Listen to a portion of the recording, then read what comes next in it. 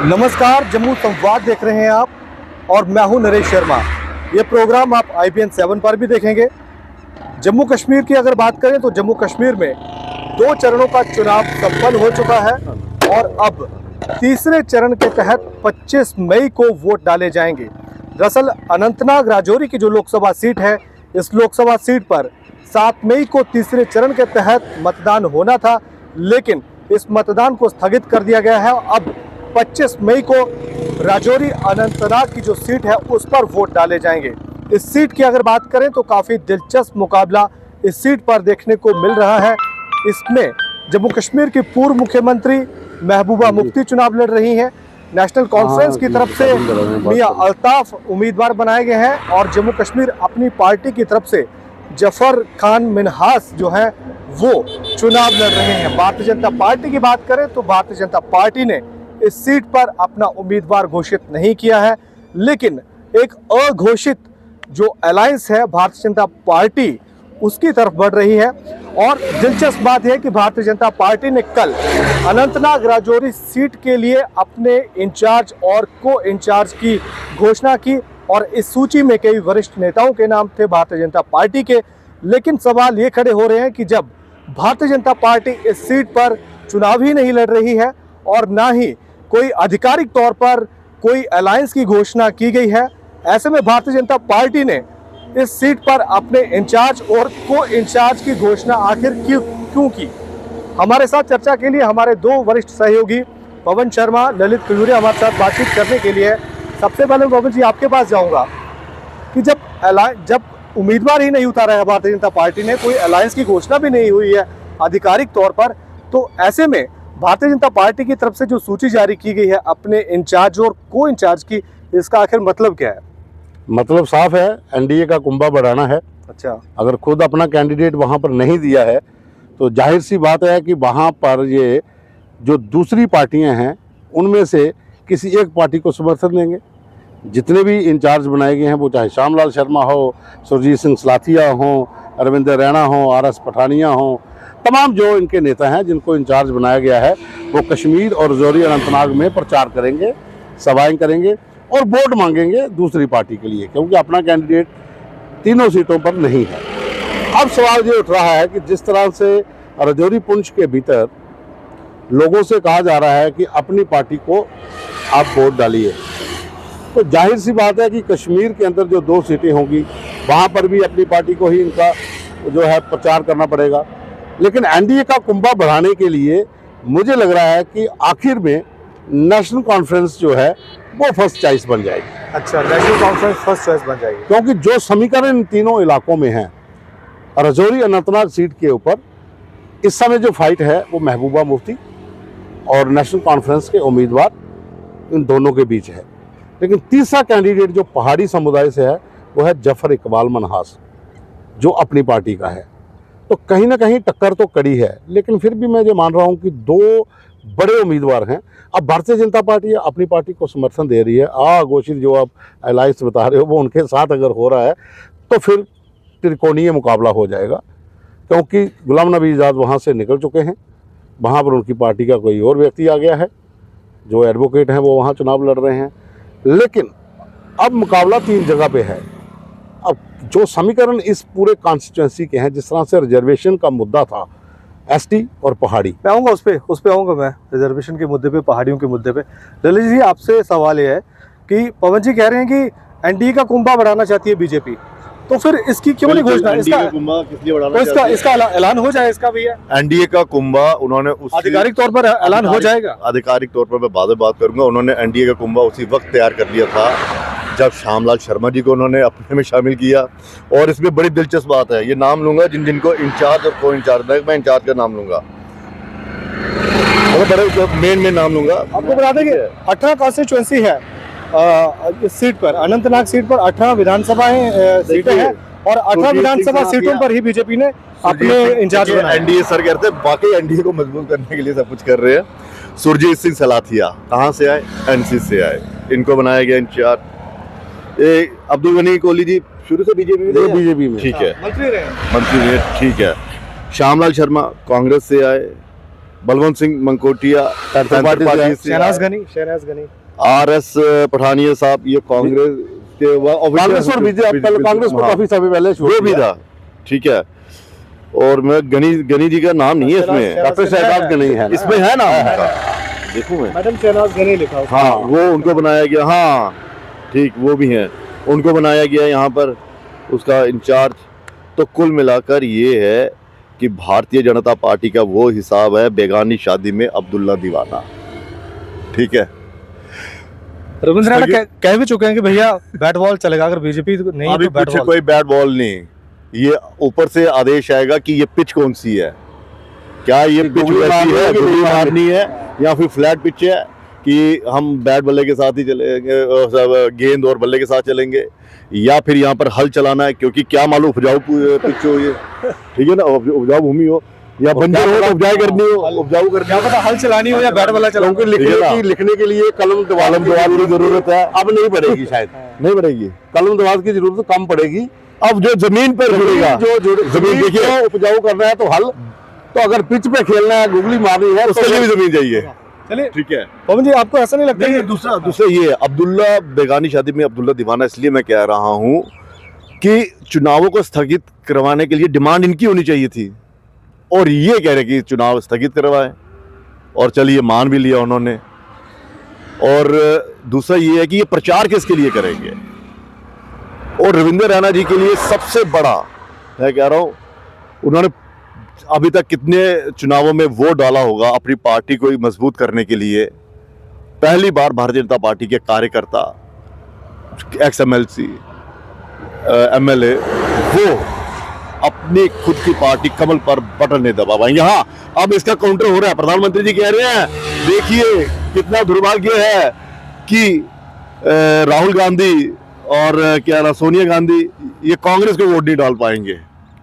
अरे भाई साहब, वो कांग्रेस को वोट नहीं डाल पाएंगे क्योंकि उनका प्री अलायंस है, वो इंडिया अलायंस के साथ उनका गठबंधन हुआ था, और उसी वक्त तय हो गया था कि हम यहाँ से चुनाव नहीं लड़ेंगे। मैं पवन जी से सवाल करता हूँ। पवन साहब देखिए, आप कह रहे हैं कि भैया एक कौन सी पिच पे खेलना है, हल चलानी है या बैट बल्ला चलाना है, तो ऐसे में जो बीजेपी का जो कैडर है, कई सारे जो नेता हैं जो XMLC रहे हैं, नेशनल कॉन्फ्रेंस के वरिष्ठ नेता थे, बीजेपी ज्वाइन कर ली उन्होंने, पुंछ में, राजौरी में, अनंतनाग में, तो ऐसे में जो बीजेपी के कार्यकर्ता हैं या फिर जो लीडर हैं, उनमें कंफ्यूजन की स्थिति नहीं बनेगी? नहीं, इसमें कंफ्यूजन वाला जो इशू है आप उसको छोड़ दो। इसमें साफ है कि ये तैयारी है विधानसभा चुनावों की। आप एक सीट देख रहे हो लोकसभा की, उसके अंदर 18 विधानसभा आती हैं, उन 18 के लिए कैडर तैयार करना है। तो बीजेपी के पास अपना कैडर इस इलाके में नाममात्र था।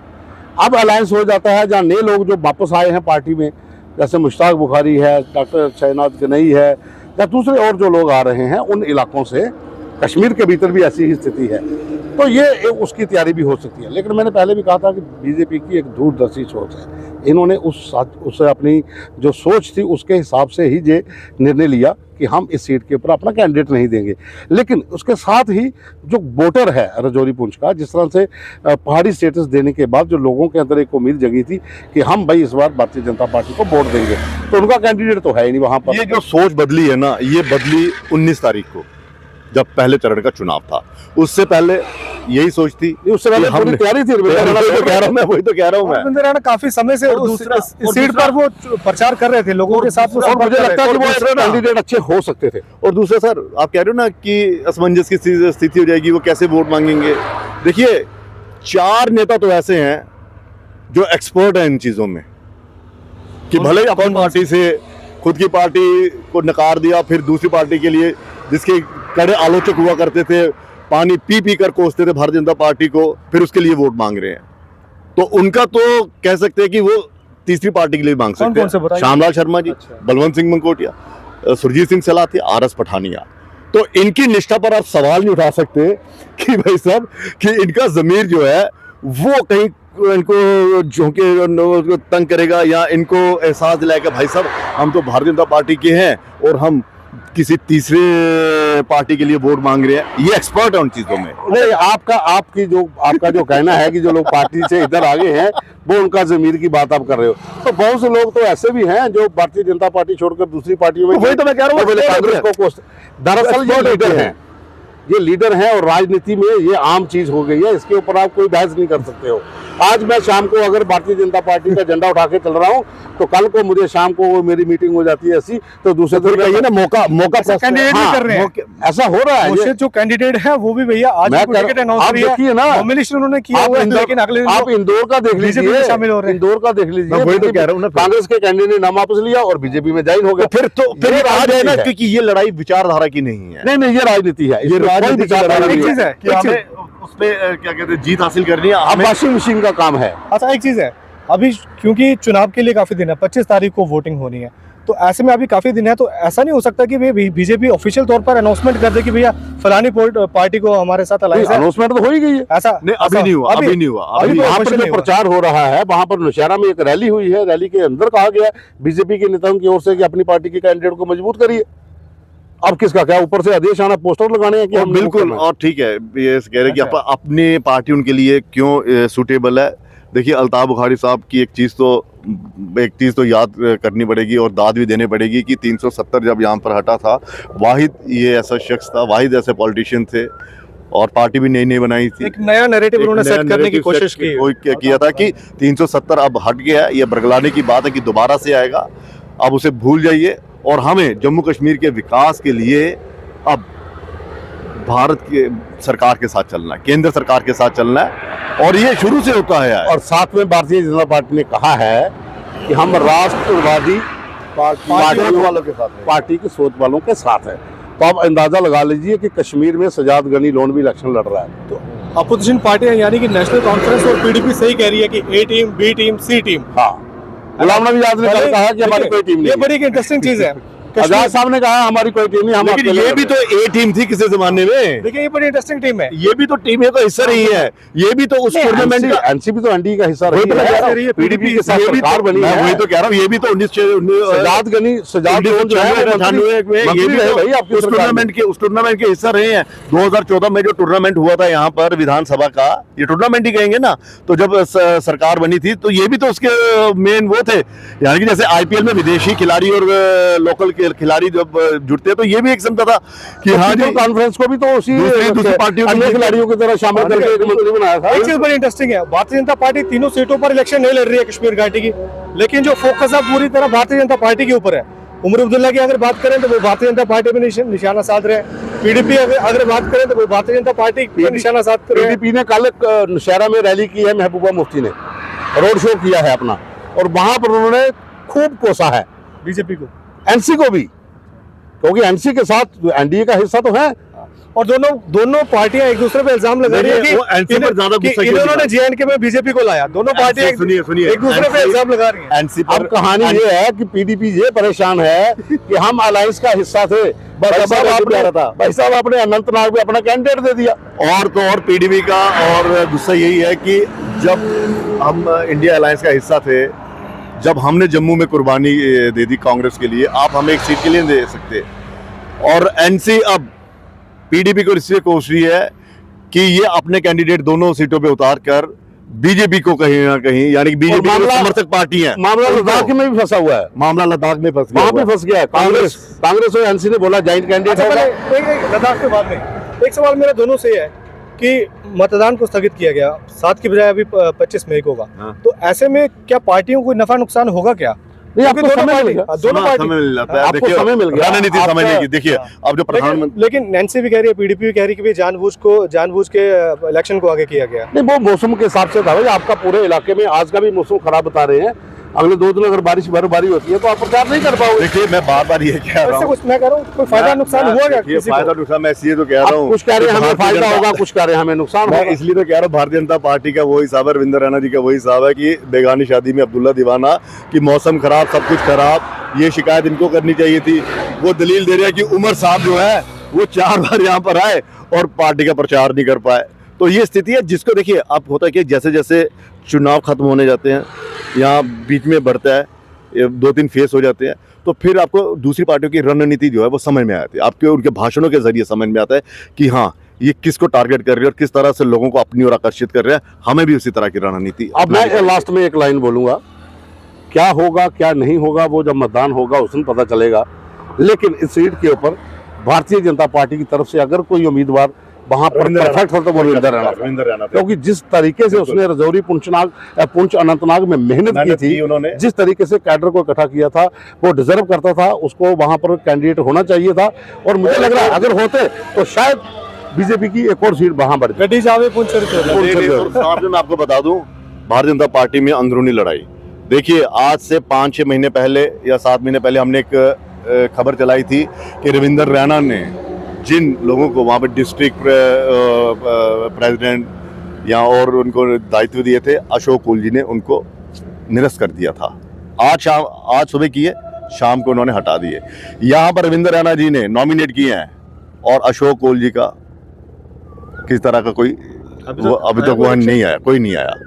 ठीक है, तो ये बताता है कि हाँ, यहाँ पर सारी गालियाँ, सारा कुछ होगा। अगर वो आते ना कि सारा एरिया का माँ कितने का है, वो चलिए स्यापा के अंदर वो सब इन्हीं पे थोपा जाएगा। चलिए, अनंतनाग सीट पे 7 की बजाय 25 मई को इलेक्शन होगा, लेकिन काफी वहां पर दिलचस्प स्थिति बनी हुई है। अब ये देखना दिलचस्प होगा कि आखिरकार कौन जीतेगा। उसका जो पता है वो 4 जून और को ये है चलेगा। कि भारतीय जनता पार्टी के नेताओं का जमीर क्या कहता है, क्या जमीर मारकर सब कुछ हो रहा है।